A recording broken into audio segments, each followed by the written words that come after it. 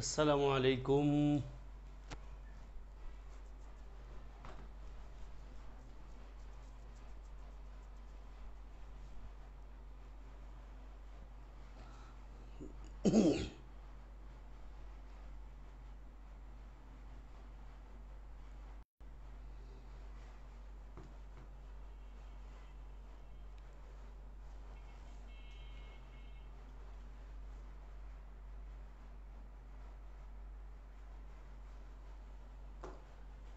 কেমন আছো তোমরা সবাই?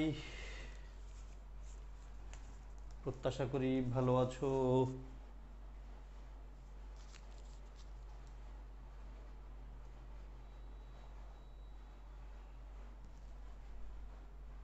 আজকের ক্লাসে তোমাদেরকে স্বাগতম।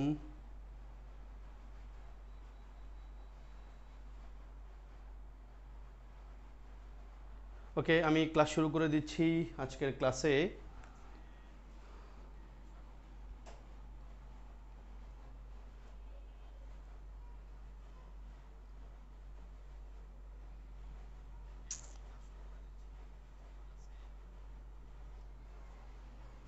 ওয়ালাইকুম আসসালাম রহমতুল্লাহ। একটু বাঁকা হয়ে আছে ক্যামেরাটা, স্ক্রিনটা, অসুবিধা নেই আমাদের। আমার কথা শোনা যাচ্ছে কিনা আমি একটু দেখি তো। আমি দেখছি আমার কথা ক্লিয়ার শোনা যাচ্ছে। আসিফ, ওয়ালাইকুম আসসালাম ভাইয়া। আশা করি ভালো আছো তুমি, এবং যারা জয়েন করছে প্রত্যাশা করি সবাই ভালো আছে। ওকে, আজকের ক্লাসে আমরা কি পড়ব? আজকে আমরা পড়াশোনা করব হলো কি নিয়ে? এই যে ক্লাসিফিকেশন অফ ভার্ব, ভার্বের ক্লাসিফিকেশন। আমি বলেছিলাম আজকের ক্লাসটা সহজ, অল্প সময়ের, এবং ক্লাসটা আমাদের পরীক্ষার জন্য খুব ইম্পর্টেন্ট, কারণ সাম্প্রতিক সময়ে সব জায়গায় এখান থেকে প্রশ্ন আসতে দেখা যায়। ক্লাসটা সহজ হলেও একটা জায়গা আছে যেখানে স্টুডেন্টরা খুব ভোগান্তিতে পড়ে, যেটাকে আমরা কনফিউজিং ভার্ব আকারে বলে থাকি। ওকে, সেই পয়েন্টটা থেকে বিসিএস পরীক্ষা সহ সব জায়গায় প্রশ্ন আসে, স্টুডেন্টরা আনসার করতে কষ্ট হয়। সেটা আজকে আমি এখানে ক্লিয়ার করবো ইনশাআল্লাহ। ওকে, আমরা শুরু করে দেই। আমি যদি প্রশ্ন করি ক্লাসিফিকেশন অফ ভার্ব, এই ক্লাসিফিকেশন এই শব্দটা কোন পার্টস অফ স্পিচ? চিন্তা করে একটু। আমরা নিশ্চয়ই নাউন বলবো, কারণ TIUN শন আছে নাউন, এটা একটা নাউন। যদি আমি বলি ভাইয়া চিন্তা করো তো এই ক্লাসিফিকেশন শব্দটা নাউন, এটার ভার্ব কি? তোমরা নিশ্চয়ই বলবা স্যার ভার্ব যদি খোঁজেন তাহলে আমরা বলবো ক্লাসিফাই, তাই না? ক্লাসিফাই, এমনটাই বলার কথা তোমরা, ক্লাসিফাই, তাই নাকি? তাই তো, ইয়েস, তাই। ওকে, তাহলে আমরা ভার্বের ক্লাসিফিকেশনটা আমরা আজকে যেহেতু পড়ব, আমরা নেক্সটে আসি। দেখো, একেবারে সহজ একটা কথা লেখা আছে, লেখাগুলি একবার বর্ডার হয়ে গেছে। দেখো, আমরা যদি একটু এদিকে আসি, হিয়ার ইউ গো, লুক, দেখো একবার প্রথম এক্সাম্পলটাতে কি লেখা আছে? প্রথম এক্সাম্পলটাতে লেখা আছে হি প্লেজ ফুটবল। আমরা জানি ভাই এই প্লেসটা principal verb, I am a boy, এমটা principal verb, I did the sum, আমি অঙ্কটা করি, ডিডটা principal verb, he goes to school regularly, গোসটা principal verb, we should obey our parents, ওবেটা প্রিন্সিপাল ভার্ব। এদের আমরা নিশ্চয় সহজে বুঝি এটা প্রিন্সিপাল ভার্ব। তাহলে এটা হলো প্রিন্সিপাল ভার্বের ডেফিনেশন ভাই। প্রিন্সিপাল ভার্ব হলো এমন ভার্ব যেই ভার্বটা বাক্যের মূল কাজটা করে, যেটা বাক্যের প্রিন্সিপাল ভার্ব, মূল এই বাক্যের মূল কাজটা যেই ভার্বটা করে ওটাকে আমরা প্রিন্সিপাল ভার্ব বলি। আসো, এটা ক্লিয়ার হয়ে যাবে একটু পরে, আসো যদি কারো ইস্যু থাকে। লোক, অক্সিলারি ভার্ব কোনগুলো? অক্সিলারি ভার্ব হলো ভাইয়া যেই ভার্বগুলোকে আমরা সহায়ক ভার্ব বলি। সহায়ক, এগুলো খুব সোজা জিনিস। সহায়ক ভার্ব মানে কি? সহায়তাকারী ভার্ব। কোনগুলো? যেমন আই এম ওয়াইটিং হিয়ার, এই যে ওয়াইটিং শব্দটা আমাদের প্রিন্সিপাল ভার্ব ঠিক, বাট অক্সিলারি ভার্ব কোনটা? এই এমটা। আমরা জানি এম শব্দটা প্রিন্সিপাল ভার্ব হতে পারে, আবার অক্সিলারি ভার্ব হতে পারে। Like I am a student, এমটা principal verb, but I am waiting here, এমটা এখানে অক্সিলারি ভার্ব। তার মানে আমরা দেখব শব্দটা বাক্যের কোথায় বসা আছে। তাহলে দেখো, অক্সিলারি ভার্ব মানে কি? সহায়তাকারী ভার্ব। তারপর আসো ভাই, অক্সিলারি ভার্বের ধরনটা কি? অক্সিলারি ভার্ব 4 ধরনের হয়, এগুলো মুখস্থ করানোর কিছু নাই। বি ভার্ব একটা আছে আমরা জানি, am, is, are, was, were, be, been, being, কেমন? মূলত একটাই ভার্ব, মূলত একটি ভার্বের ভিন্ন ফর্ম, এটাই লেখা আছে বি ভার্ব। হ্যাভ ভার্ব কোনগুলো? হ্যাভ, হ্যাজ, হ্যাড মূলত একটি ভার্বের ভিন্ন ফর্ম হ্যাভ ভার্ব। মুখস্থ করানোর কিছু নাই। তারপর আসো মোডাল অফ ভার্ব। মোডাল ভার্বটা আমাদের জন্য খুব ইম্পর্টেন্ট, আমরা জানি ভাই। মোডাল ভার্ব মানে কি? যেই ভার্বগুলোর পরে আমরা ভার্বের বেস ফর্ম লিখি। এখান থেকে মেডিকেল ভর্তি পরীক্ষা 2 বছর ধরে টানা প্রশ্ন আসতেছে। আসো মোডাল ভার্ব কোনগুলো ভাইয়া? এই যে shall, should, will, would, can, could, may, might, must, dare, need, use to, ought to, এগুলো মূলত 9টা। এই যে মূলত 9টি verb modal verb. Do verb কোনগুলো? যে do, does, did. Do, does, did হলো মোডাল ভার্ব। তারপর সুতরাং দিয়ে লিখে আছে ইংলিশ গ্রামারে অক্সিলারি ভার্ব মূলত কয়টা? 12টা। মুখস্থ করার কিছু নেই, রিডিং দেখে যাও। এবার আমি কাজে আসি। একটা প্রশ্ন আসছে মেডিকেল ভর্তি পরীক্ষা, এবং এই প্রশ্নটা বিশেষ পরীক্ষা রাজশাহী বিশ্ববিদ্যালয়ে ভর্তি পরীক্ষা আসছে। উত্তর করো তো দেখি। Which of the following can be used as modal as well as main verb? কোন বাক্যটা মানে কোন শব্দটা মোডাল ভার্ব এবং প্রিন্সিপাল ভার্ব আকারে ব্যবহৃত হতে পারে? ডু, নিড, কুড, মাইন্ড, কোনটা? আমরা দুটা ভার্বের কথা জানবো ভাইয়া, দুটা ভার্বের কথা জানবো, যে দুটা ভার্ব প্রিন্সিপাল ভার্বও হতে পারে, মানে প্রিন্সিপালও হতে পারে, সাথে সাথে তারা আবার মোডাল ভার্বও হতে পারে। প্রিন্সিপাল প্লাস মোডাল দুটাই হতে পারে, দুটা ভার্ব। সেই দুটা ভার্ব হলো নিড এবং ডেয়ার। তোমরা নিশ্চয়ই জানো নিড এবং ডেয়ার। NWD নিড এবং DAR ডেয়ার, এই দুটা ভার্ব প্রিন্সিপাল ভার্ব আকারে বাক্যে ব্যবহৃত হতে পারে, আবার মোডাল ভার্ব আকারে বাক্যে ব্যবহৃত হতে পারে। তাহলে এখানে নিশ্চয়ই ডু না, কুড না, মাইন্ডও না, তাহলে উত্তর হবে কি? নিড। নিড নিড ভার্বটা প্রিন্সিপাল ভার্ব আকারে ব্যবহৃত হতে পারে, আবার মোডাল ভার্ব আকারে বাক্যে ব্যবহৃত হতে পারে, আবার নিড শব্দটা নিজে নিজে কিন্তু নাউনও হইতে পারে, নাউনও হইতে পারে। আসো এবার আমরা কাজে চলে আসি। আমি কিছু বাক্য দেখাচ্ছি, আসো তো ভাই। বাক্যগুলোতে লেখা আছে he eats fast, he eats fast. তো আমার প্রশ্ন হলো ইট শব্দটা কেমন ভার্ব? কুইক করে বলো, ইট শব্দটা কেমন ভার্ব? শি রাইটস আ বুক, এখানে রাইট শব্দটা কেমন ভার্ব? মানে আমাদের এই বাক্যে ইট শব্দটা কেমন ভার্ব আর রাইট শব্দটা কেমন ভার্ব? কুইক চিন্তা করো। আমি অপশন দিয়ে দেই, যাও। উত্তর হবে সি আর ডির মধ্যে, দুইটাই সি আর ডির মধ্যে উত্তর হবে। কোনটা লিখবা একটু চিন্তা করো, তারপর আমি বলে দিচ্ছি উত্তরগুলো। হি ইটস ফাস্ট মানে সে দ্রুত খায়, আর একটা হলো he writes, she writes a book, সে একটা বই লিখে। উত্তর কোনটা? কোনটা হবে? আসো উত্তর হবে ভাই প্রথমটার উত্তর হবে ডি নাম্বারটা, মানে ইনট্রানজিটিভ ভার্ব। আর সেকেন্ডের উত্তর হবে ট্রানজিটিভ ভার্ব। কেনটা হলো আমাদের ইম্পর্টেন্ট পয়েন্ট। আসো কারণটা হলো, দেখো যেই ভার্বের অবজেক্ট থাকে, শি রাইটস আ বুক, সে লিখে একটা বই। অবজেক্ট কিভাবে বের করি একটু পরে আবার বলবো, এখন আবার বলে দিই অগ্রিম। যেই ভার্বের অবজেক্ট থাকে তারা আমরা ট্রানজিটিভ ভার্ব বলি। অবজেক্ট কিভাবে বের করি? বাক্যের ভার্বকে কি বা কাকে দ্বারা প্রশ্ন করে উত্তর পাইলে যে শব্দটা হবে সেটা হবে কি? অবজেক্ট। সেটাই আবার নাউন ফ্রেজ, সেটাই নাউন ক্লজ। তাহলে আসো, শি রাইট, সে লিখে, সে কি লিখে? একটা বই লিখে। অবজেক্ট আছে বিধায় যেই ভার্বের অবজেক্ট থাকবে ওই ভার্বটাকে আমরা কি বলবো ভাইয়া? ট্রানজিটিভ ভার্ব, মানে সকর্মক ক্রিয়া। ওকে, এটাকে আমরা বলি। তারপরে আসো হি ইটস ফাস্ট। দেখো ভাই এই ইটস ভার্বটার অবজেক্ট আছে কিনা? অবজেক্ট কিন্তু নাই। শব্দ একটা আছে, শব্দ থাকলে কিন্তু অবজেক্ট না, সাবধান। তো হি ইটস, সে খায়। সে কি খায়? রাইস খায়। রাইস লেখা থাকলে আমরা ট্রানজিটিভ ধরতে পারতাম। একই শব্দ ট্রানজিটিভ হতে পারে, আবার ইনট্রানজিটিভ হতে পারে। দেখো হি ইটস রাইস, ইটসটা ট্রানজিটিভ হতে পারতো, বাট এখানে ইনট্রানজিটিভ কেন? হি ইটস, সে খায়। সে কিভাবে খায়, মানে কি খায়, কাকে খায়, উত্তর নাই কিন্তু। তাহলে এখানে ফার্স্টটা কিভাবে অর্থে আসছে বিধায় এটা একটা অ্যাডভার্ব। ওকে, তার মানে ইট ভার্বের অবজেক্ট নাই বিধায় এটাকে আমরা বলছি কি? Intransitive verb. তার মানে সোজা কথা হলো ভাইয়া, ট্রানজিটিভ ভার্ব ওই ভার্বকে বলবো যে ভার্বের অবজেক্ট থাকবে। ইনট্রানজিটিভ ভার্ব হলো এমন ভার্ব যে ভার্বের অবজেক্ট থাকবে না। তোমরা ক্লিয়ার কিনা আমার একটু জানাও কুইক করে। এই পয়েন্টটা নিশ্চয়ই সবাই ক্লিয়ার, একটু কুইক করে। থ্যাংক ইউ, তোমরা ক্লিয়ার। এরপর আসো, এই যে কথাটাই বলেছি ভাইয়া, ইটসটা ট্রানজিটিভ ভার্ব কারণ অবজেক্ট, তার অবজেক্ট একটা, ইটসটা ইনট্রানজিটিভ ভার্ব কারণ তার অবজেক্ট নাই। আর এখানে রাইটসটা ট্রানজিটিভ ভার্ব কারণ তার একটা অবজেক্ট আছে। ট্রানজিটিভ ভার্বের অবজেক্ট থাকবে, ইনট্রানজিটিভ ভার্বের অবজেক্ট থাকবে না। এবার আসো আরেকটা পয়েন্ট দেখাই। এটা একবার বেসিক একটা কথা, এখান থেকে রাজশাহী বিশ্ববিদ্যালয়ে ভর্তি পরীক্ষা কয়েকবারই প্রশ্ন আসছে, অনেক আগে বিশেষ করে। আসো কি লেখা আছে দেখো, আইডেন্টিফিকেশন অফ অবজেক্ট। এই যে একটু বললাম না, অবজেক্টের কেমনে চিনি আমরা? বাক্যের ভার্বকে কি বা কাকে দ্বারা প্রশ্ন করব, কি বা কাকে দ্বারা। বাক্যের ভার্বকে আমরা কি বা কাকে দ্বারা প্রশ্ন করে উত্তর পাইলে অবজেক্ট হয়।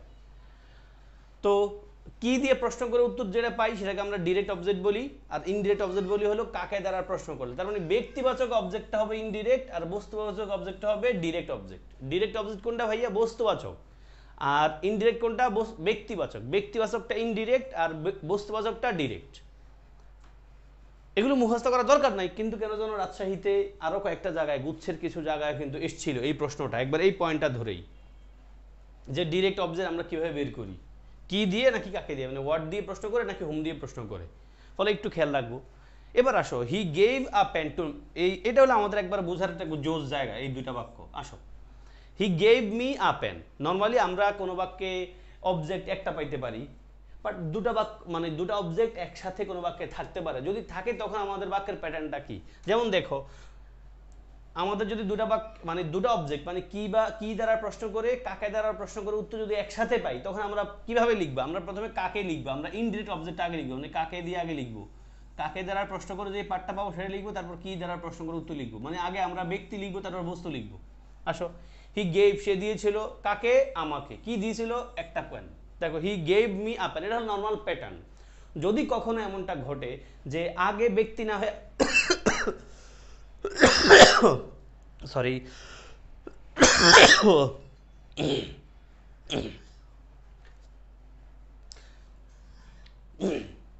দুটা অবজেক্ট যদি একসাথে থাকে, নর্মাল প্যাটার্নটা হলো ভাইয়া আগে ব্যক্তিবাচক তারপর বস্তুবাচক অবজেক্ট বসে।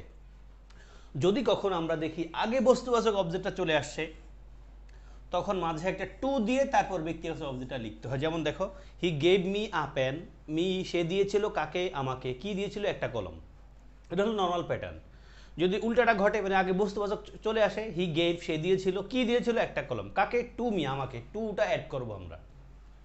এটা আমার এখানে বলার বিষয়। তোমরা ক্লিয়ার মনে হয় ভাইয়া? এই পয়েন্টটা ক্লিয়ার হলে আমাকে একটু থামস আপ দাও, আমি সামনে আগাই। ওকে, তোমরা ক্লিয়ার। কামিং ব্যাক, এই যে এই পয়েন্টটা একটু ভালো করে খেয়াল রাখতে হবে ভাই। এখান থেকে বিসিএস পরীক্ষায় প্রশ্ন আসছে, অনেক প্রশ্ন আসছে। প্রোভাইড দিয়ে, এন্ট্রান্স দিয়ে বিসিএস পরীক্ষায়, আমাদের চট্টগ্রাম বিশ্ববিদ্যালয় ভর্তি পরীক্ষায় প্রশ্ন আসছে প্রিপোজিশন আকারেই।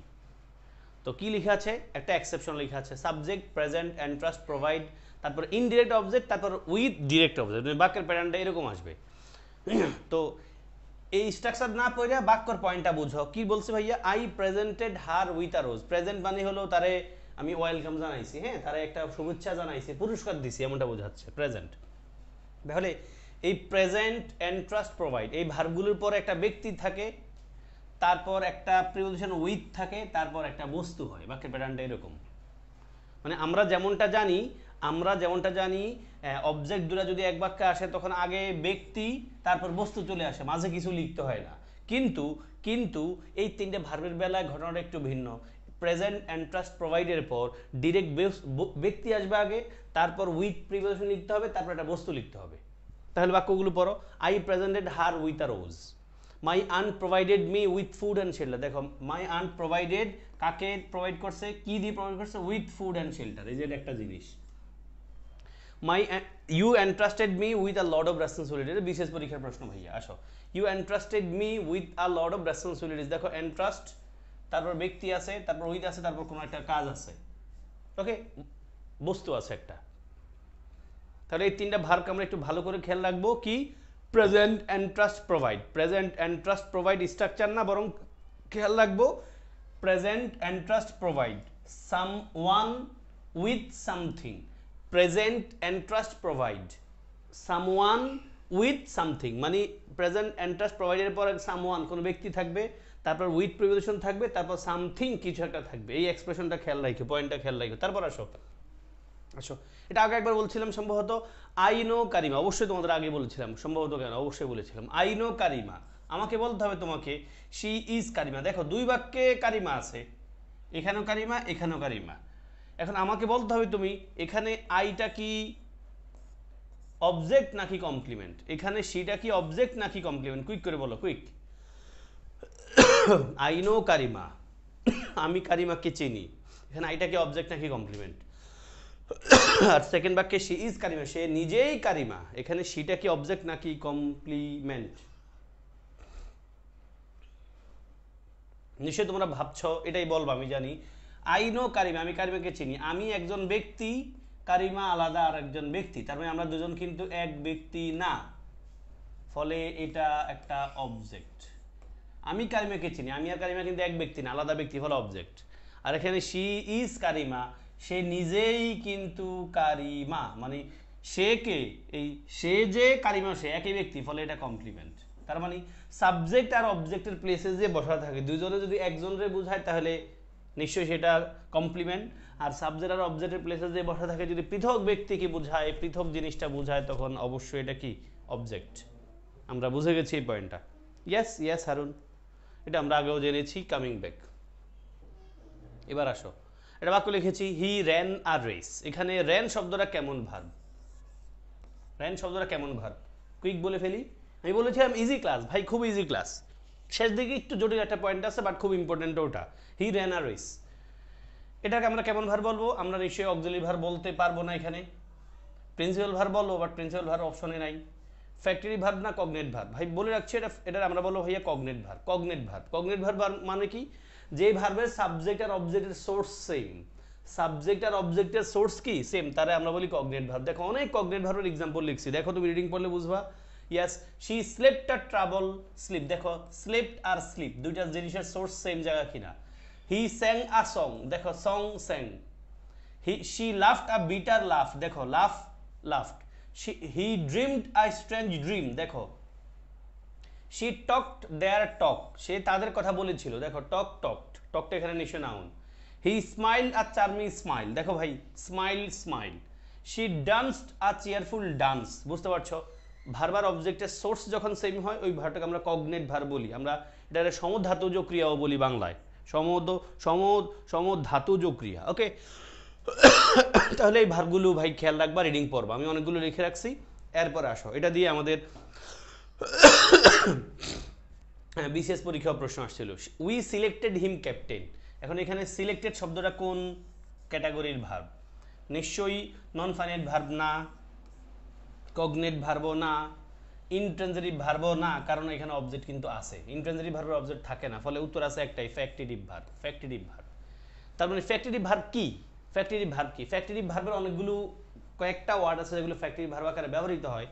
ওয়ার্ডগুলো মুখস্থ করার চেয়ে আইডিয়াটা খেয়াল রাখবো। দেখো আমরা যদি বলতাম উই সিলেক্টেড হিম, যদি আমি ফুল স্টপ দিতাম, তাহলে দেখো উই সিলেক্টেড হিম যদি লিখতাম, ক্যাপ্টেনটা কাটা দিয়ে দিতাম, হ্যাঁ, আমাদের কাছে কিন্তু আপাতত মনে হইতো বাক্যটা কারেক্ট। কারণ কি, একটা বাক্য হওয়ার জন্য ভাইয়া সাবজেক্ট লাগে, ভার্ব লাগে, অবজেক্ট লাগে, আছে তিন জিনিসে আছে, সাবজেক্ট ভার্ব অবজেক্ট আছে, বাক্য কিন্তু হয়ে গেছে, এমনটা আমরা ভাবি। বাট আনফর্চুনেটলি এই হিমের পরে ফুল স্টপ দিলে বাক্যের কথাটা কিন্তু ক্লিয়ার হয় না। বাক্যের কথাটা কি হয় না? ক্লিয়ার হয় না। কারণ কি, আমরা তারে নির্বাচিত করছিলাম কি হিসাবে, মনের একটা খটকা থেকে যায়। তার মানে যেই ভার্বের একটা অবজেক্ট লিখার পর অর্থ ক্লিয়ার হয় না, আরেকটা ভার্ব লিখতে হয়, ওই ভার্বটাকে আমরা কি বলি ভাই? ফ্যাক্টিটিভ ভার্ব বলি। এবং এটার বাংলায় দ্বিকর্মক ক্রিয়া বলে। দ্বিকর্মক মানে কি, যেই ভার্বের দুইটা অবজেক্ট থাকে। তাহলে আসো কি কি ভার্ব আছে? অনেক ভার্ব আছে, যেমন উই সিলেক্টেড হিম ক্যাপ্টেন, আমরা তারে নির্বাচিত করছিলাম কি হিসাবে? ক্যাপ্টেন হিসাবে। দেখো দুইটা অবজেক্টে আছে। দে নমিনেটেড মি, সিলেক্ট মানে হলো মানে মনোনীত করা, আর নমিনেট মানে নির্বাচিত করা, পার্থক্য আছে, ভোট দিয়ে নির্বাচিত করা। হিম চেয়ারম্যান। তাহলে যে ভার্বগুলো ফ্যাক্টরি ভার্ব হয় কি সেগুলো? এই যে elect, nominate, name, call, make, choose etcetera, আরও আছে। তাহলে ফ্যাক্টরি ভার্বের মূল কথা হলো যেই ভার্বের পর একটা অবজেক্ট লিখলে অর্থ ক্লিয়ার হয় না, আর একটা অবজেক্ট লিখতে হয়, ওই ভার্বটা আমরা ফ্যাক্টরি ভার্ব বলি। সেটা বাংলা হলো দ্বিকর্মক ক্রিয়া, মানে যে ভার্বে দুইটা অবজেক্ট থাকে। ভাই ক্লিয়ার তোমরা? ক্লিয়ার? ওরে ওয়েল ডান। আসো ভার্বাল নাউন, এটা দিয়ে আমরা বিশেষ পরীক্ষার প্রশ্ন পেয়েছি, মেডিকেল ভর্তি পরীক্ষার প্রশ্ন দেখা গেছে। ভার্বাল নাউন মানে কি? বাংলা কথা হলো ভার্বাল নাউন। ভার্বাল শব্দটা দেখেই বোঝা যায় ভার্বাল নাউন মানে কি। ভার্বাল মানে হলো, ভার্বাল শব্দটা অ্যাডজেক্টিভ, নাউন শব্দটা নাউন। এখানে ভার্বাল, ভার্বাল মানে হলো শব্দটা মূলত ছিল ভার্ব। ভার্বাল শব্দটা মূলত ছিল কি? ভার্ব, বাট এখন কি হয়ে গেছে? নাউনের মতো হয়ে গেছে। এটা আমরা ভার্বাল নাউন বলি। ভার্বাল নাউন হলো এমন শব্দ যেটা মূলত ভার্ব ছিল, বাট বাক্যে প্যাসে পরে সে নাউন হয়ে আছে। মূলত শব্দটা ভার্ব, বাট এখন সে কি হয়ে আছে? নাউন হয়ে আছে। এটাই। যেমন দেখো, the writing of a standard book is strenuous, মানে একটা স্ট্যান্ডার্ড একটা বই লেখা খুবই স্ট্রেনাস, মানে কষ্টসাধ্য কাজ। স্ট্রেনাস, স্ট্রেনাস স্পেলিং আকারে তোমাদের কাজে লাগতে পারে। STRENUOUS, স্ট্রেনাস মানে হ্যাজার্ডাস অর ট্রাভেলসাম, হ্যাঁ, কাম্বারসাম, ডিফিকাল্ট অর্থে আমরা যেটা ব্যবহার করি। তাহলে আসো রাইটিং শব্দটা দেখো ভাই, রাইটিং শব্দটা কিন্তু রাইট শব্দটা ছিল, মূলত ছিল কি? রাইট, এটা ভার্ব ছিল। বাট যেহেতু আর্টিকেল দি আর প্রিপোজিশন অফ এর মধ্যে পড়ে গেছে, তার মানে তার নাউন বানাই দিতে হবে, আমরা রাইটিং লিখে দিলাম, শেষ। এখানে আইএনজি হইতে হবে বিষয়টা এরকম না, আমরা মোস্টলি এটাই পাই, মানে ভার্বের সাথে আইএনজি আগে আর্টিকেল দি পরে অফ, এমনটা পাইলে ভার্বাল নাউন বলি। বাট ভার্বাল নাউন মানে হলো যে শব্দটা মূলত ভার্ব ছিল বাট এখন সে কোনো কারণে নাউন হয়ে আছে, এটা আমরা ভার্বাল নাউন বলি। তাহলে দেখো, the writing of a standard book is strenuous, the reading of the Quran is amazing, we went to C the launching of the ship, এটা মেডিকেল আসা একটা প্রশ্ন। LAUNCHING লঞ্চিং, এখানে আর্টিকেল দি আর preposition of এর মধ্যে বসা আছে। লঞ্চ মানে উৎক্ষেপণ করা। ঢাকা ইউনিভার্সিটির বি ইউনিটে এই প্রশ্ন আসছিল, launch, to launch means to start, to launch, LAUNCH launch মানে স্টার্ট করা, তাহলে এই লঞ্চিং এটা নিশ্চয়ই একটা ভার্বাল নাউন। আশা করছি ক্লিয়ার এই পয়েন্টটাও। আসো লিঙ্কিং ভার্ব চলে আসি আমরা, লিঙ্কিং ভার্ব হানি টেস্টেড সুইট, এখান থেকে এই লিঙ্কিং ভার্বের পয়েন্টটা থেকে রাজশাহী বিশ্ববিদ্যালয়ে অনেকবার প্রশ্ন আসছে, রাজশাহী এবং জাহাঙ্গীরনগরের প্রশ্ন আসছে অনেক। হানি টেস্টেড সুইট, দেখো ভাই, এই আমরা টেস্ট ভার্বটারে কেমন ভার্ব বলবো? লিঙ্কিং ভার্ব বলবো, কারণ স্যারে পড়াচ্ছে লিঙ্কিং ভার্ব। নিশ্চয়ই পরীক্ষায় এমন লেখা থাকবে না যে হানি টেস্টেড সুইট, টেস্টেড শব্দটা কেমন ভার্ব, এটি লিখো বাবা, এবং এই প্রশ্নটা আসছে লিঙ্কিং ভার্ব থেকে, তোমরা উত্তর কি ভাবো? এটা হবে যদি তুমি ধরো ভাইবা দিতে গেছো কোথাও, এবং ভাইবার মানে রূপ ভাইবা বোর্ডে তোমার বাবা আছে বা তোমার কেউ একজন আছে, তখন উনি বলবে আর কি, হানি টেস্টেড সুইট, বলো তো বাবা এখানে টেস্ট শব্দটা কেমন ভার্ব। এবং এই কোশ্চেনটা আমি তোমার যে প্রশ্নটা করছি এটা কিন্তু লিঙ্কিং ভার্ব টপিক থেকে করছি, উত্তর বলো। এমন নিশ্চয় হবে না ভাই, হওয়া উচিত না, যদি বাংলাদেশে হয়, আসলে হইছে, এখন সামনে হবে কি না জানি না। যদি রাজনৈতিক পট এরকমই থাকে তবে এরকম হবে এবং একশো খারাপও হইতে পারে। হ্যাঁ, ফলে দেশ নিয়ে আমরা আশাবাদী যেমন থাকা দরকার আছে, পাশাপাশি সতর্ক সজাগও থাকতে হবে, এবং হতাশাও আসবে অনেক সময়। ভাইয়া হানি টেস্টেড সুইট, এটা আমরা কি বলবো ভাইয়া? লিঙ্কিং ভার্ব বলবো। কেন লিঙ্কিং ভার্ব বলবো? এক নম্বর পয়েন্ট হলো আমরা টেস্ট শব্দটা লিঙ্কিং ভার্ব আকারে মুখস্থ করি, জানি, কিন্তু লিঙ্কিং ভার্ব চেনার সহজ উপায়টা আমি আগেও বলেছিলাম অ্যাজেক্টিভের ক্লাসে তোমাদেরকে ভাইয়া, যদি কোনো শব্দকে আমরা লিঙ্কিং ভার্ব বুঝি তখন আমরা ওই শব্দটার জায়গায় এম ইজ আর প্রেজেন্ট টেন্সে এম ইজ আর সাবজেক্ট অনুযায়ী, পাস্ট টেন্সে সাবজেক্ট অনুযায়ী ওয়াজ ওয়ার বসায় দিব, বসায় দিয়ে দেখবো অর্থ ঠিক আছে কিনা, যদি অর্থ ঠিক থাকে নিশ্চয়ই লিঙ্কিং ভার্ব। কেমন? এবং লিঙ্কিং ভার্বের একটা নাম আছে, সেটা হলো কপিউলেটিভ ভার্ব। খেয়াল রাখি ভাইয়া, কপিউলেটিভ ভার্ব। জাহাঙ্গীরনগরে আসা একটা কোয়েশ্চেন, মানে কোশ্চেন দিছে লিঙ্কিং ভার্বেই, কিন্তু লিঙ্কিং ভার্ব ওয়ার্ডটা না রাইখা ওনারা কপিউলেটিভ ভার্বের নাম দিছে। অনেক স্টুডেন্ট হয়তো তখন এটা জানে না। হ্যাঁ, আসো হানি টেস্টেড সুইট, তো এখানে আমি যদি এই টেস্টে যেহেতু পাস্ট টেন্সে আছে তার মানে আমি ওয়াজ ওয়ার নিব, যেহেতু হানি আছে তার মানে সিঙ্গুলার নিব, তাহলে হানি ওয়াজ সুইট। দেখো মিলে কিনা ভাইয়া? হানি টেস্টেড সুইট মানে হানির স্বাদ ছিল মিষ্টি, হানি ওয়াজ সুইট মিলে কিন্তু অর্থে কোনো দ্ব্যত্যয় ঘটে না, যেহেতু অর্থে দ্ব্যত্যয় ঘটে না ফলে এটা একটা লিঙ্কিং ভার্ব। তাহলে লিঙ্কিং ভার্ব চেনার উপায়টা হলো লিঙ্কিং ভার্বটারে তুলে দিয়ে তুমি সাবজেক্ট অনুযায়ী, সাবজেক্ট এবং টেন্স অনুযায়ী এমিজ আর ওয়াজ আর বসায় দিবা, যদি অর্থ ঠিকঠাক থাকে তবে অবশ্যই লিঙ্কিং ভার্ব। আর লিঙ্কিং ভার্ব তুমি পড়ে রাখতে পারোই। ওকে, আমি মনে হয় বুঝাতে পেরেছি, লিঙ্কিং ভার্ব যা সেটাই কপিউলেটিভ ভার্ব। তারপর আসি আমরা লিঙ্কিং ভার্বের অন্য একটা নামই কপিউলেটিভ ভার্ব। আসি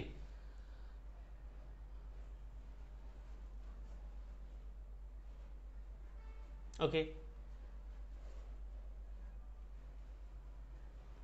এপিয়ার লিঙ্কিং ভার্ব কোনগুলো? এই যে লেখা আছে, appear, be, become, seem, remain, stay, feel, sound, look, smell, taste, এগুলো সব কি? Linking verb. এগুলো সব লিঙ্কিং ভার্ব। তাহলে লিঙ্কিং ভার্ব চেনার উপায়টা বললাম, এই যে হি রিমেন সাইলেন্ট, এখানে রিমেন শব্দটা লিঙ্কিং ভার্ব, এবং লিঙ্কিং ভার্বের পরে যে শব্দটা বসে মানে অবজেক্টের প্লেসে সেটা কিন্তু কমপ্লিমেন্ট হয়, এবং কমপ্লিমেন্ট মানে কিন্তু নাউন লাগবে বিষয়টা এমন না, অ্যাডজেক্টিভও হতে পারে। লিঙ্কিং ভার্বের পরবর্তী শব্দটা কিন্তু কমপ্লিমেন্ট, অবশ্য অবজেক্ট না, কমপ্লিমেন্টটা অ্যাডজেক্টিভ হতে পারে, নাউনও হতে পারে। তাহলে হি রিমেন সাইলেন্ট, এই যে রিমেন শব্দটার জায়গায় আমি ইজ বসায় দেই, উত্তর কিন্তু মিলে, he remain silent, he is silent. তাহলে linking verbs can be replaced by is না, আসলে ইজ বলতে ইজ না, ইজ বলতে আমি বি ভার্বকে বোঝাচ্ছি। হ্যাঁ, আশা করছি ক্লিয়ার। ওকে, তারপর আসি আমরা ফাইনাইট নন ফাইনাইট ভার্বের একটু ছোট্ট বলবো, এটা ইজি জিনিস।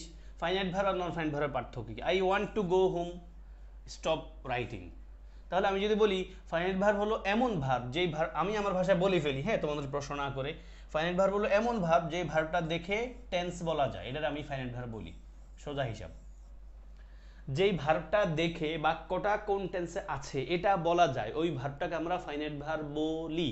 যেমন I want to go home, এখানে কোন শব্দটা দেখে আমি বাক্য টেন্স নির্ধারণ করছি? গো দেখে নাকি ওয়ান্ট দেখে?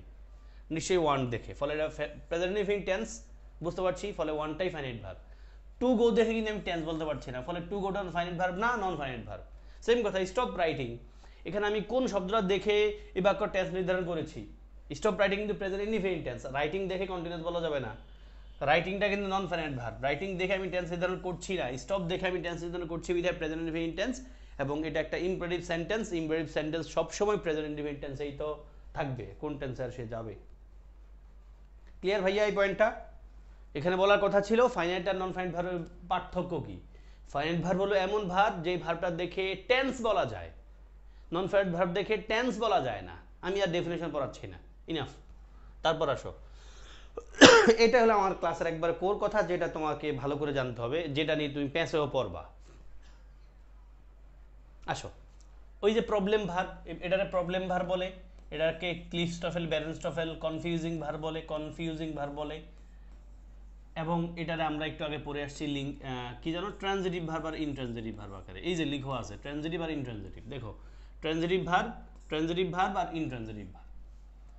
আসো, এই তিন জোড়া ভার্বকে একটু ভালো করে অ্যাটেনশন দিয়ে পড়তে হবে। আমি যেটা বুঝাবো এটা খুব সহজ কথা, বাট তুমি আমার এই বোঝানোটা যদি প্রয়োগে ট্রান্সফার করাইতে হয়, তোমার কিন্তু এই ভার্বগুলোর ব্যাপারে একটু আইডিয়া ভালো রাখতে হবে, মুখস্থের মতো রাখতে হবে ভার্বগুলোকে। কি সেটা বুঝতে পারছি? ট্রানজিটিভ ভার্ব মানে কি? তার অবজেক্ট। ট্রানজিটিভ ভার্ব মানে তার অবজেক্ট আছে, ট্রানজিটিভ ভার্ব অবজেক্ট আছে। আর ইনট্রানজিটিভ ভার্ব মানে কি ভাইয়া? অবজেক্ট তার নাই। ইনট্রানজিটিভ ভার্ব মানে তার অবজেক্ট নাই। আসো, মানে এই ভার্বগুলোর পরে অবজেক্ট অবশ্যই এটা থাকবে। আমাদের পরীক্ষায় থাকবে হলো এই ভার্বগুলোর জায়গায় ব্ল্যাঙ্ক থাকবে, তারপরে অবজেক্ট আছে নাকি না এটা বের করব। যদি দেখি অবজেক্ট আছে তবে লিখবো ট্রানজিটিভ, অবজেক্ট নাই তবে লিখবো ইনট্রানজিটিভ। এখন এই ভার্বগুলোতে কনফিউজিং বা প্রবলেম ভার্ব কেন বলে? দেখো ভার্বগুলো কাছাকাছি, এই দুই জোড়া দেখো, এই দুই জোড়া দেখো, এই জোড়া দেখো, কাছাকাছি দেখো। রেইজ পাস্ট ফর্ম হলো রেইজড, পাস্ট পার্টিসিপাল ফর্ম হলো রেইজড, আর আইএনজি ফর্ম হলো রেইজিং। ট্রানজিটিভ ভার্ব অবজেক্ট থাকবে। আর ইনট্রানজিটিভ ভার্ব কেমন? দেখো রাইজ, পাস্ট ফর্ম রোজ, রাইজেন, রাইজিং। খেয়াল করো, raising are rising, raising rising পার্থক্য আছে। এখন তুমি যদি এই মানে নিজের মতো করে ভালো করে তোমার আইডিয়া ক্লিয়ার না থাকে যে কোন ভার্বটা ট্রানজিটিভ, কোন ভার্বটা ইনট্রানজিটিভ, তাহলে পরীক্ষায় ভুল করবা। খেয়াল রাখতে হবে raise, raised, raised, raising transitive, rise, rose, risen, rising intransitive, মানে এদের পর অবজেক্ট থাকবে না। তারপরে সেকেন্ড জোড়া আসো, এল এ ওয়াই লেই, খুব অ্যাটেনশন দিও, এল এ ওয়াই লেই, এইটা দিয়ে বিশেষ পরীক্ষার প্রশ্ন আসছে, মেডিকেলও আসছে। L A Y lay, laid, laid, lain transitive verb. ইনট্রানজিটিভটা কি দেখো? লাই, লেই, লেইন, লাইং। খেয়াল করো এখানে এল এ ওয়াই লেইটা হলো পাস্ট ফর্মে ইনট্রানজিটিভ, আর এখানে এল এ ওয়াই লেইটা ট্রানজিটিভ এবং প্রেজেন্ট ফর্মে। পার্থক্যগুলো বাক্যে বুঝবা ক্লিয়ার করে, ফলে আলাদা করে খেয়াল রাখতে হবে কোনটা ট্রানজিটিভ কোনটা intransitive. L A Y lay, laid, laid, laying transitive, laying, আর এখানে লাইং ইনট্রানজিটিভ। তারপর আসো থার্ড জোড়া, set, set, set, setting transitive verb object থাকবে। তারপর sit, set, set, sitting intransitive object থাকবে না। ভাই বুঝতে পারছি তোমাদের? মানে বুঝতে পারছি বলতে তুমি এগুলো ভালো করে পড়বা, এগুলো ভালো করে বুঝলে তারপর তুমি বাক্যটা ক্লিয়ার হবা। ওকে, আমি এবার কিছু তোমাদেরকে দেখাই। হ্যাঁ, এবার কিছু বাক্য দেখাই, তাতে মনে হয় আমরা ক্লাসের একবারে শেষ দিকে চলে যেতে পারবো। আসো, কি লেখা আছে ভাইয়া? এই যে কথাগুলো লেখা, যা বলছে তখন তো এটাই লেখা আছে। দেখো, এটা ট্রানজিটিভ ভার্ব অবজেক্ট থাকবে, আর ইনট্রানজিটিভ ভার্ব অবজেক্ট থাকবে না। তুমি যদি এই দুই জোড়া, এই যে 3 লাইন আঁক দিয়ে দিলাম, এই দুই জোড়া ভার্বের আলাদা পার্থক্য না বুঝো, তুমি ভুল করে ফেলবা, মানে উত্তর বের করে ফেলবা, বাট উত্তরটা ঠিক লিখতে পারবা না। অবজেক্ট চেনার উপায় কি? ভার্বকে কি বা কাকে দ্বারা প্রশ্ন করে উত্তর পাইলে আমরা অবজেক্ট লিখি, সেটা আমরা জানি। অবজেক্ট থাকলে ট্রানজিটিভ, অবজেক্ট না থাকলে ইনট্রানজিটিভ। আসো, আমরা লিখলাম the students raise their hands. দেখো ভাইয়া, দেয়ার হ্যান্ডস অবজেক্ট আছে বিধে আমরা রেইজ লিখলাম, ট্রানজিটিভ ভার্বটা লিখলাম। দ্য স্টুডেন্টস রেইজ, স্টুডেন্টরা তুলেছিল তাদের হাত ইন দ্য ক্লাস, ক্লাসে। ট্রানজিটিভ মানে অবজেক্ট আছে বিধে ট্রানজিটিভ লিখলাম। সেকেন্ড বাক্যে দেখো, the sun rises early in the summer, মানে সূর্য আগে আগে সামারে উঠে, তাহলে দেখা যায় যে আর্লি শব্দটা কি ভাই, অবজেক্ট তো না, আর্লি একটা অ্যাডভার্ব। আমাদের বিসিএস পরীক্ষা আসছে, মেডিকেল ভর্তি পরীক্ষা আসছে, বিসিএস আসছিল he comes early, early adverb, আর মেডিকেল আসছিল he is an early riser, আর্লিটা অ্যাডভার্ব অ্যাডজেক্টিভ। তাহলে দ্য সান রাইজের, সূর্য উঠেছে, উঠে কখন উঠে, আর্লি আগে আগে উঠে, এটা একটা অ্যাডভার্ব, অবজেক্ট নাই, ফলে ইনট্রানজিটিভ বিধায়, ইনট্রানজিটিভ বিধায় আমরা রাইজেস লিখলাম, দেখো সেকেন্ড জোড়া লিখলাম। এখন তুমি যদি আর্লিটা ইনট্রানজিটিভ বুঝছো, মানে আর্লিটা অবজেক্ট না বুঝছো, বাট তুমি এই ভার্বের পার্থক্য না বুঝো, তুমি তো এখানেও রেইজেস লিখে দিয়ে চলে আসবা এবং ভুল করে আসবা, সাবধান। ডোন্ট লে your clothes on the bed, বেডের উপর মানে বিছানার উপর তোমার জামা কাপড় রাখো না, ইউর ক্লথস কি রাখবো না, জামা কাপড়, জামা কাপড়, ইউর ক্লথস কিন্তু অবজেক্ট, ফলে আমরা এল এ ওয়াই লেইটা লিখলাম, ট্রানজিটিভ লিখলাম, ট্রানজিটিভ ভার্বটা লিখলাম। অন্যদিকে they lie down for a nap, এটা দিয়ে বিশেষ পরীক্ষা আসে এরকম করে, এই বাক্যের মুডেই। লাই ডাউন মানে কি ভাই, শুয়ে পড়ছে, এটা কি অবজেক্ট বোঝাচ্ছে কোনোভাবে, না অবজেক্ট বোঝাচ্ছে না, অবজেক্ট যেহেতু নাই তাহলে এটা ইনট্রানজিটিভ, তাহলে লাই ডাউন, ওই দেখো এই লাইটা থেকে আসছে lie, they lie down for a nap, তারা হালকাটা ঘুমের জন্য তারা শুয়ে পড়ছিল। Then they set the table, table object আছে, ফলে ট্রানজিটিভ লিখলাম set, they set the table. He set, সে বসেছিল, অন দ্য বেঞ্চ, কোথায় বসছে, অন দ্য বেঞ্চ, বেঞ্চে বসে, মানে তো অবজেক্ট না, কোথায় বসে, অ্যাডভার্বিয়াল আছে, ফলে আমরা কি লিখলাম, ইনট্রানজিটিভ ভার্ব লিখলাম। আমার কথাই ক্লিয়ার ভাই তোমরা এখানে, এই কথাগুলো নিশ্চয়ই তোমাদের কাছে ক্লিয়ার। তাহলে তুমি যদি এই তিন জোড়া মানে তিন জোড়া ভার্বের আইডিয়া ক্লিয়ার রাখতে পারো, কোন জোড়া ট্রানজিটিভ কোন জোড়া ইনট্রানজিটিভ, তখন তুমি এই উত্তরটা সহজে বের করতে পারবা অবজেক্টটা দিয়ে। অবজেক্ট থাকলে ট্রানজিটিভ, অবজেক্ট না থাকলে ইনট্রানজিটিভ। ভার্বগুলো খেয়াল রাখলে তুমি বুঝবে কোনটা ট্রানজিটিভের ভার্ব, কোনটা ইনট্রানজিটিভের ভার্ব। ইনকোয়াটিভ ভার্বস নামে একটা ভার্ব আসছে আমাদের মেডিকেল ভর্তি পরীক্ষায় গত বছর নাকি তার আগের বছর আসছে, ইনকোয়াটিভ ভার্বস। ইনকোয়াটিভ ভার্বটা কি ভাই, এই যে লেখা আছে, inchoative verbs describe a change of state, change of state এটাই বলছে। ইনকোয়াটিভ ভার্বটা কি ভাই, চেঞ্জ অফ স্টেট, মানে কোনো একটা অবস্থার পরিবর্তন। যেমন কোন ভার্বগুলো ইনকোয়াটিভ ভার্ব হয়, এই যে গেট, বিকাম, গ্রো, কাম, টার্ন, ফল, রান, ওয়্যার, এগুলো। বাক্যের মূল পয়েন্টটা কেমন হয় তোমাদেরকে যেটা বুঝাই, দেখো এই যে example, my mother is getting weaker, মানে ইনকোয়াটিভ ভার্বটা হলো কি, কোনো একটা মানে পরিবর্তনের একটা অবস্থা, মানে পরিবর্তন। যেমন কি, আমি মোটা হয়ে যাচ্ছি, এই যে মোটা হয়ে যাচ্ছি, আমি আগে মোটা হয়ে যাচ্ছি মানে কি, আমি চিকন ছিলাম, মোটা হয়ে যাচ্ছি, এই যে পরিবর্তনটা, এটাই ইনকোয়াটিভ ভার্ব। আমি পরিবেশটা অন্ধকার হয়ে যাচ্ছে, এই যে অন্ধকার হয়ে যাচ্ছে তার মানে কি আগে আলো ছিল এখন অন্ধকার হয়ে যাচ্ছে। পরিবেশ খারাপ হয়ে যাচ্ছে তার মানে কি আগে ভালো ছিল খারাপ হয়ে যাচ্ছে। আমার মা সুস্থ হয়ে যাচ্ছে, এই যে সুস্থ হয়ে যাচ্ছে, অবস্থান পরিবর্তন হয়ে যাচ্ছে না, এটাই ট্রানজিটিভ ভার্ব। আমার মা অসুস্থ হয়ে যাচ্ছে তার মানে সুস্থ ছিল এখন অসুস্থ হয়ে যাচ্ছে, এটাই ট্রানজিটিভ ভার্ব। আমার পড়া খারাপ হয়ে যাচ্ছে তার মানে ভালো ছিল খারাপ হয়ে যাচ্ছে, এটাই ট্রানজিটিভ ভার্ব। সরি ট্রানজিটিভ বলছি কেন, ইনকোয়াটিভ ভার্বস। ভাই বুঝছো কি সবাই, আইডিয়া ক্লিয়ার? দেখো my mother is getting weaker, আমার মা দুর্বল হয়ে যাচ্ছে, তাহলে এখানে এই যে গেটিং শব্দটা হবে inchoative verb. It is growing dark, অন্ধকার হয়ে যাচ্ছে, এই যে grow, grow, it is growing dark মানে অন্ধকার হয়ে যাচ্ছে, এটা ইনট্রানজিটিভ ভার্ব। আমি বুঝতে পারছি ভাইয়া, আমার একটু থামস আপ দিও তো। ইনকোয়াটিভ ভার্ব ক্লিয়ার? ক্লিয়ার হলে শেষ। এবার আসো এই যে ইনকোয়াটিভ ভার্বের প্রশ্ন আসছে মেডিকেলে, উত্তর দাও। উইচ সেন্টেন্স ইউজেস ইনকোয়াটিভ ভার্ব, কোন বাক্যে ইনকোয়াটিভ ভার্ব আছে? ইট ইজ ডার্ক, ডার্ক থাকলে তো আর ইনকোয়াটিভ হবে না। দেখো পরিবর্তন বোঝায় কোন বাক্যে, পরিবর্তন বোঝাচ্ছে। যদি কোনো বাক্যে পরিবর্তন বোঝায়, যে আমার মা সুস্থ হয়ে যাচ্ছেন, আমার মা অসুস্থ হয়ে যাচ্ছেন, আমি মোটা হয়ে যাচ্ছি, আমি চিকন হয়ে যাচ্ছি, লম্বা হয়ে যাচ্ছি, ছোট হয়ে যাচ্ছি, পরিবেশ খারাপ হয়ে যাচ্ছে, ছেলেটা বেয়াদব হয়ে যাচ্ছে, ছেলেটা ভদ্র হয়ে যাচ্ছে, এই তো। তাহলে দেখো ভাই, ইট ইজ গ্রোয়িং ডার্ক, অন্ধকার হয়ে যাচ্ছে। আর কোথাও কি পরিবর্তন বোঝায়? He is weak, he was king, কিছুই বোঝায় না। স্টেটিভ ভার্ব নামে একটা ভার্ব লিখা আছে, বাংলা রিডিং পড়লে বুঝবা, এখান থেকে প্রশ্ন খুব কম আসেই না। রান ভার্বের কয়েকটা প্যাটার্ন লিখে রাখছি, উত্তর সহ ব্যাখ্যা দিয়ে রাখছি, তোমার রিডিং পড়লে বুঝবা। হ্যাঁ, একই শব্দ, ব্যাখ্যা লেখা আছে। Okay, strong verb, weak verb, reading পড়লে বুঝবে, এখানে আমার বোঝানোর কিছু নাই, রিডিং পড়বা। এই যে আমি এখানে একটু ছোট্ট করে বলতে চাই, দেখো আমি যেই ভার্বগুলো দিলাম এগুলো খুব ইজি জিনিস, এগুলো আমরা সেই 6-7 পড়ছি ভাই, তবে এগুলো আমাদেরকে ভোগায়, বিশেষ করে মেডিকেলে ভর্তি পরীক্ষায় এরকম প্রশ্ন কিন্তু আসে, যে আসছে সুইম শব্দের পাস্ট পার্টিসিপল ফর্ম কি? Swim, SWIM, swim. সুইম শব্দের পাস্ট পার্টিসিপল ফর্ম কি? এটার পাস্ট ফর্ম হলো সোয়াম, পাস্ট পার্টিসিপল ফর্ম হলো এটা দিয়ে, এরকম। পাশাপাশি কারেকশন আকারে আমাদের বিশ্ববিদ্যালয়ে ভর্তি পরীক্ষায় কিছু প্রশ্ন আসে যেগুলো এই ভার্বগুলো আমাদের পেন্সে ফেলে। আমি আমার মতো করে দেখাচ্ছি, আসো।